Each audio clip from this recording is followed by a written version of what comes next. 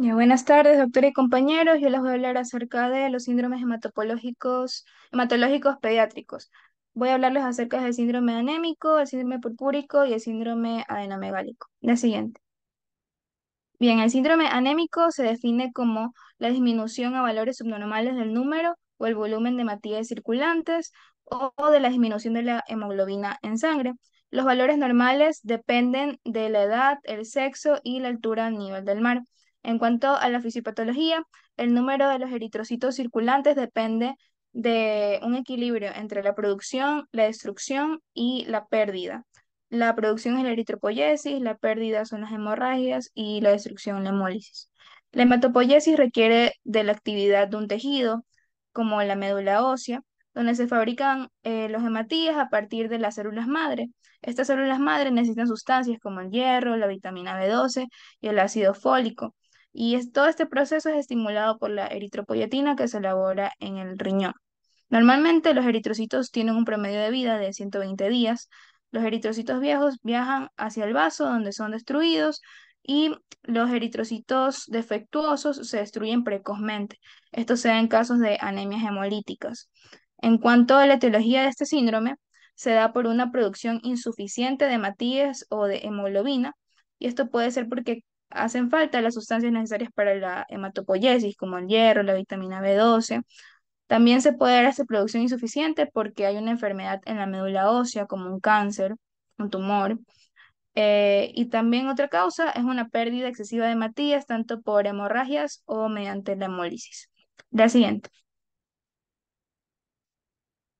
Bien, para el diagnóstico no debemos basar el diagnóstico solamente en signos y en los síntomas como la palidez, la astenia, la intolerancia al esfuerzo, sino que es necesario demostrarlo a través de exámenes de laboratorio según las tablas de referencia, porque en los lactantes y en los preescolares los valores son diferentes a los adultos, mientras que en los niños escolares y en los adolescentes son los valores iguales a los adultos.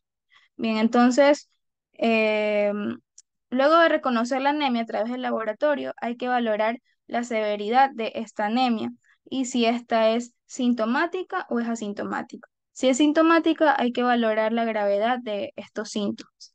En cuanto a la anamnesis, debemos recoger los antecedentes de que el paciente haya tenido alguna hemorragia aguda o crónica, también situaciones congénitas como la anemia hemolítica. También hay que averiguar acerca de la situación socioeconómica del niño, porque en situaciones de pobreza incrementa la posibilidad de las anemias carenciales y de hemorragias intestinales por parasitosis. En cuanto al examen físico, debemos valorar la coloración de la piel y las mucosas, ya que la palidez puede estar matizada por un tinte ictérico leve debido a la elevación de la bilirrubina en las anemias hemolíticas. También se debe evaluar el estado cardiovascular y respiratorio, ya que esta es necesaria para decidir la urgencia del tratamiento, ya que el peligro de la anemia es que hay una incapacidad de la sangre para aportar suficiente oxígeno a los tejidos.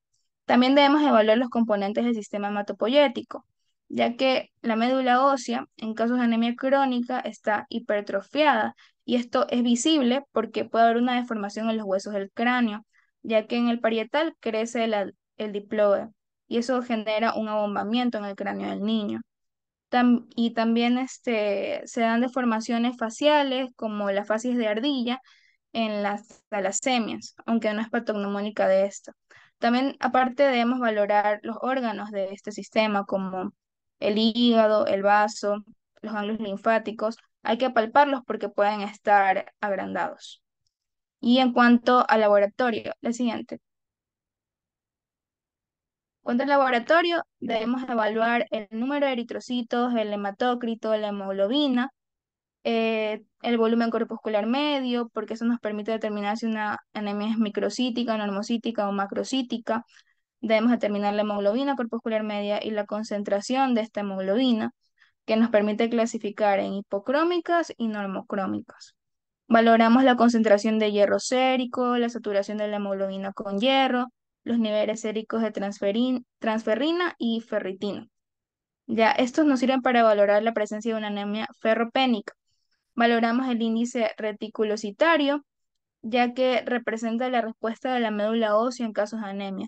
Si el índice reticulocitario está disminuido, eso significa que la médula ósea no funciona. Y si el índice está aumentado es porque la médula ósea se está esforzando mucho para generar más eritrocitos. Eso se eleva en casos de anemia también. Debemos valorar la aptoglobina. Está disminuida en casos de hemólisis intravascular excesiva. También pedimos el test de COMS, que nos detecta la presencia de anticuerpos como causa de hemólisis. Debemos pedir frotis de sangre periférica para valorar la forma de los hematíes, ya que pueden haber esferocitos, dianocitos, drepanocitos, etcétera.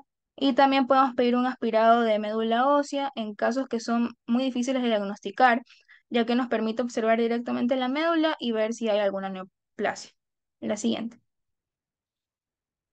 En cuanto a los síndromes purpúricos, se denominan púrpuras a un grupo de trastornos caracterizados por un color violáceo o rojo pardo, que son fácilmente visibles a través de la epidermis y es causado por hemorragia hacia los tejidos.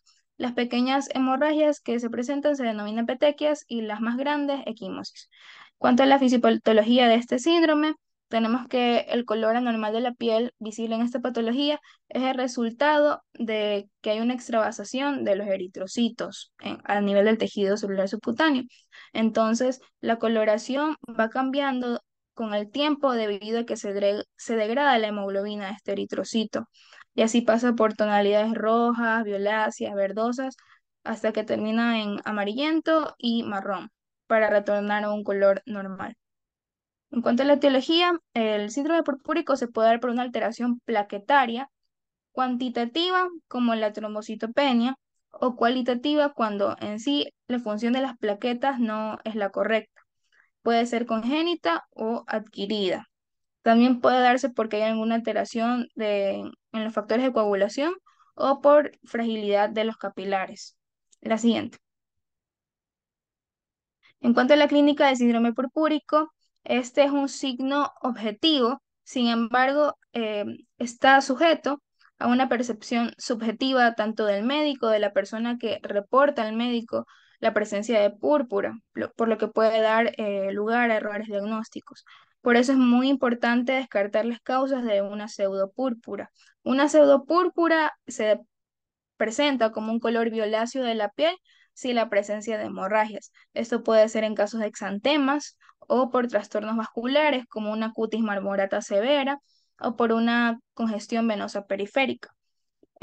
Otra causa de pseudopúrpura es una hemorragia subcutánea que no presenta púrpura, por ejemplo, por golpes inadvertidos o advertidos, pero no reportados. Eso es en caso de maltrato al menor.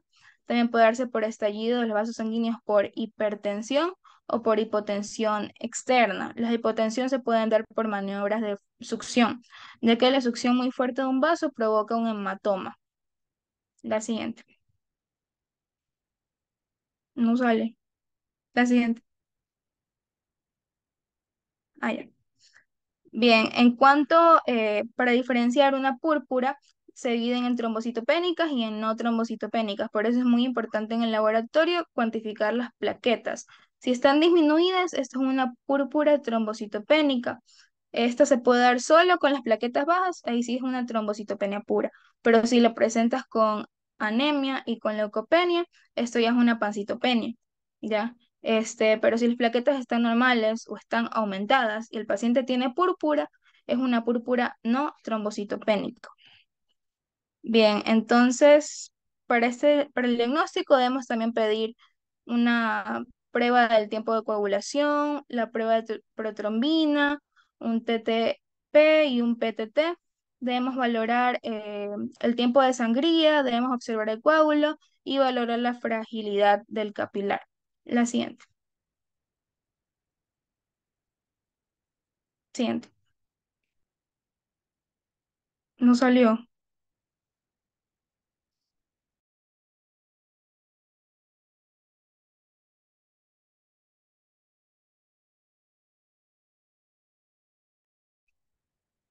Bien, en cuanto al síndrome adenomegálico, se denomina adenomegalia cuando hay un aumento del tamaño ganglionar. Es importante tener en cuenta que los ganglios en los niños son fácilmente palpables y su tamaño tiene una gran relación con su edad. Las adenopatías constituyen uno de los motivos de consulta más frecuentes en pediatría, por ende es muy importante identificarlos.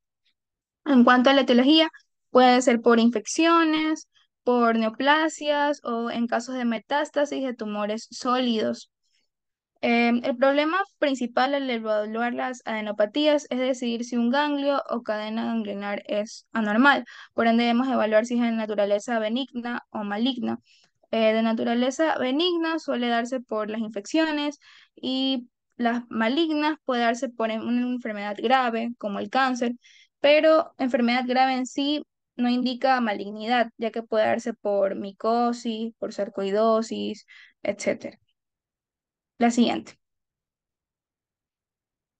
Cuanto a la clínica, se clasifica según la cantidad de las áreas afectadas, ya que hay adenopatías localizadas, es decir, solo hay un grupo en un área.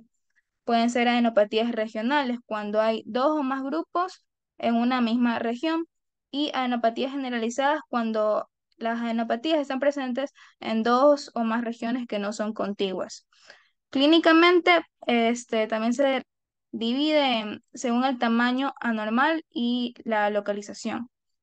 Es decir, que si tenemos estos ganglios aumentados de tamaño a nivel de las cervicales o de las axilas, mayor a 1 centímetro, esto es anormal. También mayor a 1,5 centímetros en la ingle o mayor a 0,5 en las regiones epitrocleares. También hay lugares que se deben considerar patológicos independientemente del tamaño, ya que si un ganglio es palpable en la región supraclavicular, en la región retroauricular o la poplitea, también la región ilíaca, aparte si se ven en la radiología, se ven adenopatías mediastínicas o abdominales, también indica que es un proceso grave. La siguiente. Bien, otras características que nos orientan a un diagnóstico clínico son la presencia de signos y síntomas sistémicos como una baja de peso, fiebre, sudor nocturno, prurito, mialgias, artralgias, porque estas se asocian al linfoma, aunque son signos muy inespecíficos porque también pueden estar presentes en infecciones. También debemos evaluar, como ya mencioné, si una enfermedad es benigna o maligna, ya que el síndrome de la vena cava superior, el dolor óseo, la epistaxis recurrente, disnea, petequias, un derrame pericárdico o pleural se encuentran en enfermedades muy graves y puede ser maligna o no. Mientras que en casos benignos tenemos ausencia de los síntomas sistémicos y por lo general el paciente tiene un buen estado general. En cuanto a las adenopatías neoplásicas, estas son sólidas, son indoloras, están aumentadas de tamaño y tienen tendencia a confluir y parece, o sea, se asemeja que están pegadas entre sí y con los tejidos. También si tenemos ganglios en la región cervical inferior y en la supraclavicular, debemos sospechar de una enfermedad maligna. En cuanto al tamaño ganglionar, esto en sí no es un parámetro que nos permita inferir en una benignidad. Es preocupante cuando este aumento de tamaño se da más de 3 semanas y no tenemos signos inflamatorios. También en casos de infección bacteriana, eh, están tenemos las características de adhesión, supuración y fluctuación de los ganglios. También tenemos que tener en cuenta el dolor, ya que es muy significativo en cuadros benignos. Y si no hay dolor, esto nos indica una neoplasia. También es importante el tiempo de evolución, ya que si es mayor a 3 semanas, se asocia a malignidad. La siguiente. En cuanto al diagnóstico, en la anamnesis debemos recoger los siguientes datos. En cuanto a la duración del cuadro, como ya mencioné, si es mayor a 3 semanas, nos puede orientar a una neoplasia. La localización también es importante, los síntomas asociados, ya mencionados, los antecedentes patológicos personales del paciente, si ha tenido alguna enfermedad sistémica o si tiene, como la artritis idiopática juvenil, un lupus eritematoso, si ha tenido lesiones cutáneas o traumatismos, problemas odontológicos o bucales, y si está con otros tratamientos farmacológicos. También es importante preguntar si ha tenido contacto con otros enfermos o con animales para averiguar si la patología es infecciosa. Debemos preguntar la historia alimentaria, ya que la ingesta de leche no pasteurizada o carnes poco cocidas también nos pueden orientar a una infección. Debemos preguntar acerca del estado de vacunación y si ha tenido una estancia en otros países. La siguiente. Bien, en cuanto al examen físico, también valoramos la localización de estas adenopatías, el número y tamaño, si se fijan en los planos adyacentes, ya que las adenopatías benignas son móviles, mientras que las neoplasias están como pegadas, adheridas, son inmóviles. La consistencia también es muy importante. Las benignas son blandas y los malignos son sólidos. El dolor también, como ya mencioné, las benignas sí duelen y las malignas no duelen. También hay una alteración en la piel suprayacente. La piel puede presentar eritema, calor, fluctuación, pueden haber fístulas en la piel, y esto nos puede indicar infecciones. La siguiente. En cuanto al laboratorio, los exámenes complementarios debemos evaluar si en las adenopatías cervicales que no tienen signos de malignidad, aquí podemos pensar en una adenitis bacteriana, ya que es válido iniciar un tratamiento antibiótico empírico. Si no cumple estas características de infección, ahí sí debemos realizar un hemograma, una eritrosedimentación, hemocultivo, serología para virus, debemos realizar PCR, pruebas de función hepática. Y también podemos realizar pruebas específicas para averiguar qué tipo de infección tiene, como pruebas específicas para citomegalovirus, tuberculosis, realizamos ecografía y la tomografía. No tiene muchas indicaciones en estos casos. También para evaluar la adenopatía supraclavicular, si vemos esta, sí o sí debemos realizar una biopsia. Y en cuanto a las adenopatías generalizadas, si tenemos, bueno, realizamos una radiografía y si tenemos adenopatías iliares, esto nos sugiere una tuberculosis. La siguiente. También debemos conocer cuándo es que debemos realizar una biopsia ganglionar. Necesitamos una biopsia precoz o lo más rápido posible cuando el niño tiene síntomas sistémicos como fiebre por más de 7 días, sudoración nocturna o pérdida de peso mayor al 10%. Todo esto si es mayor a una semana. O si los neonatos tienen adenopatías, también debemos realizar una biopsia. Y de forma menos urgente, realicemos la biopsia en casos de adenopatías con los estudios etiológicos negativos, ya que son casos difíciles donde no sabemos en sí la causa de estas adenopatías. También en casos de que hayan adenopatías supraclaviculares o mediastínicas y cuando las adenopatías tienen una consistencia dura o está adherida a la piel y los tejidos profundos. La siguiente. Y eso es todo.